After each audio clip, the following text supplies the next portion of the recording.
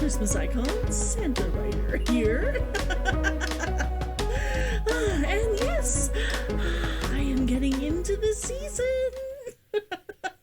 I am wearing my Santa hat, and I've even put up my tree. In fact, I even got a picture of it for you guys. Me trying to figure out where I wanted to put the last ornament. Boom. Interestingly enough, we took out our tree and found out that a little less than half of the lights no longer worked. We tried replacing the fuses in the broken batch and replacing lights in case those were the problem. In the end, we had to head to our local Home Depot to buy a few sets of extra ones. We were considering getting a new tree altogether, but they were out of pretty much everything at this point. And even if we remember to replace the tree earlier next year, the new lights will be long enough to put up in our windows or even on our patio to spruce it up. So I'm not disappointed that we had to buy some. Now, before I get to the story, I wanted to let you guys know that I will be taking the next 2 weeks off. I would say it's for a well-deserved Christmas holiday, but I will still be working behind the scenes.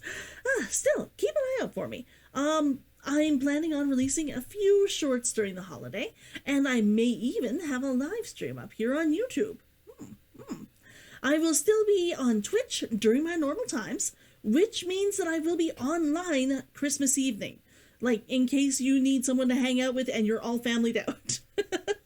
I will also be hosting my birthday stream on the 22nd, so keep an eye out for that as well. Now, last week, our heroes had discovered a big clue pointing to them being in the right area for the treasure they're looking for. But with Kitsune-ken's injury holding them back, they were also making plans, just in case they had to head back early. Now, on with the story. Okay, let me pull up the book here. Perfect. The vivid welts on Kitsune-ken's hand had weakened to a dull orange-red shade by the next morning. Richard had never heard of someone reacting that way to an octopus. He was just glad they looked better. He didn't relish the thought of taking her back to Hadan without finding the ship first. He was certain they'd never get back out again if they did. "Your hands are looking better," Richard said, dropping their sacks onto the sand below them. She was clenching her fingers again. He gestured for her to leap to the sand from the stepped cliff she was on. "Are you sure? I would have thought they'd be better by now. I mean, the cold is glorious on them, but any heat and I flinch." He caught her as she leapt and took the opportunity to run his hand up her back. As he'd expected her to do, she arched toward him. "Nothing heals in a day," he whispered, before kissing her. He loved the way she tasted. Her mouth was sweet, like she'd been eating honey. "It should," she grumbled breathlessly. He smiled. He hadn't always cared about his partner's pleasure, but somewhere along the way it had become a point of pride. "Come on, I wanted to check out this pool of yours. How cold was it?"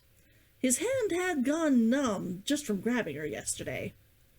"It's warming up, but that's an ocean-fed inlet. It won't be livable till late Flonomen, or even Quinonomen." "Months, then. He'd have to be quick. Do you have any tips?" Kitsune-ken pursed her lips in thought. "Move quickly and don't stop. The cold will take longer to settle in if you're moving. No matter what, come out after 5 minutes and warm up by the fire. I'll keep it stoked high." He nodded and glanced up as they reached the little inlet, and stopped in his tracks. The wall had been a solid sheet yesterday, with the uneven mud making it appear as though slime had slid down its surface for years. About 12 feet up from where Kitsune-ken had scrambled up to, there was a crack in the mud. It looked deep, and didn't lead to more shale like the walls around it. Instead, it looked dark, as if it didn't have any shale beneath it at all. "Kitsune-ken, do you see that?" A stupid question, since it was clearly there, but the question he wanted to ask, why, seemed too outlandish still. "That's a crack. It looks deep," she said. Her head was tilting like a confused pup when you only pretended to throw a ball. "You can't think it goes all the way in." He grinned, glad that one of them had gotten the words out. "Let's see." That was easier said than done. The mud scaled, bits and pieces chipping off whenever they tried to climb. "This isn't working," Kizuna complained, about 20 minutes later. "It's chipping. Not enough to be useful either," Richard mused. "And we'd be lucky to have the wall not collapse on us," Kizuna griped. Richard smiled at her. "Now that might be exactly what we want to happen, if it could be done safely, or quickly. For now, let's try putting you up on my shoulders. You can stand there and see if you can see anything inside." Kizuna shrugged. "Well, I don't know how well I'll do, but we can try." She didn't weigh much, but it was enough to nearly overbalance. "Hurry, if you could." She put her hands up against the wall, still wrapped, and leaned out as far as she could reach, trying to reach into the crack. Richard moved with her, trying to use the wall to keep his balance as well.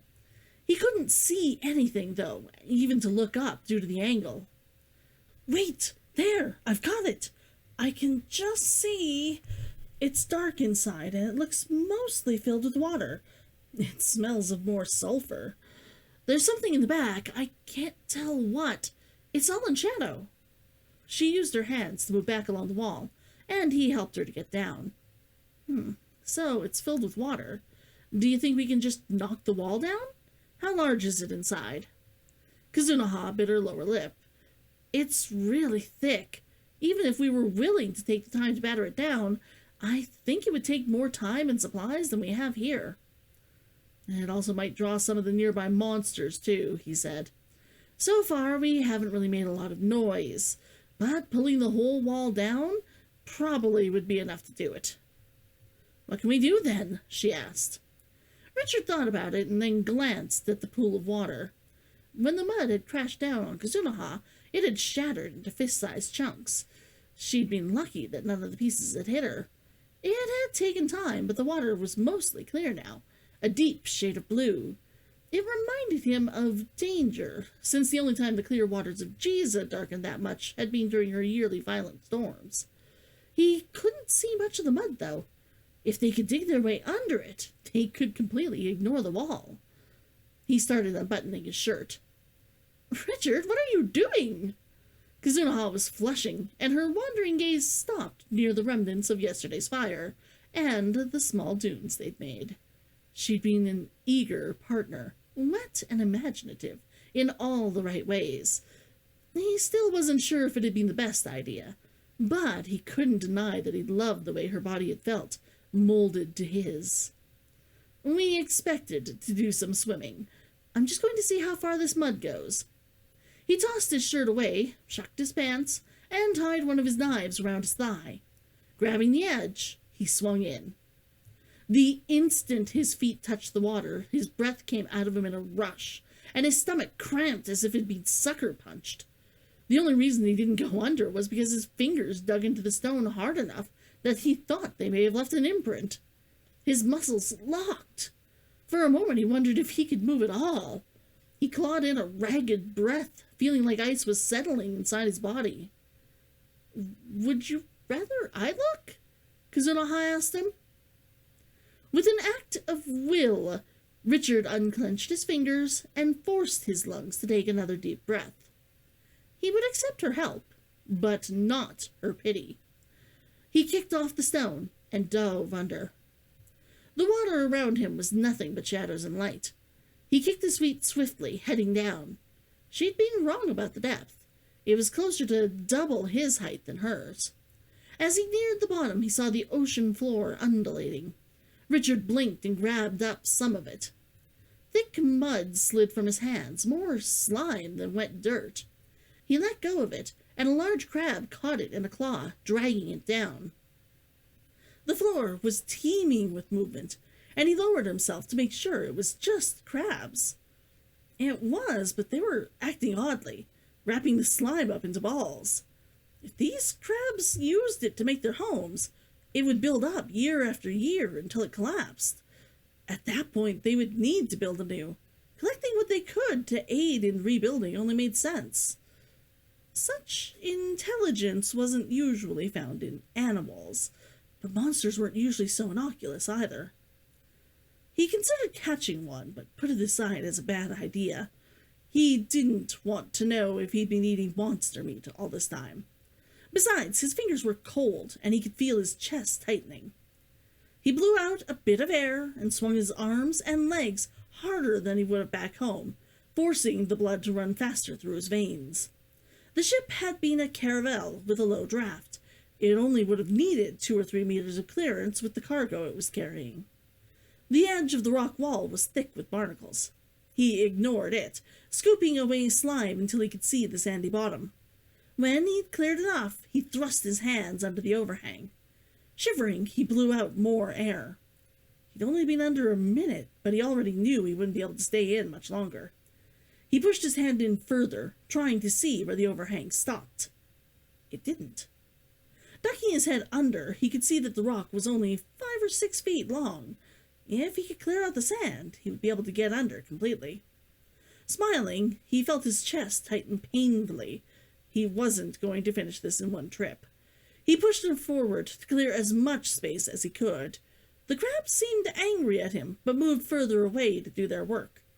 His fingers felt like they'd frozen into claws by the time he finished clearing about a foot of the sand out.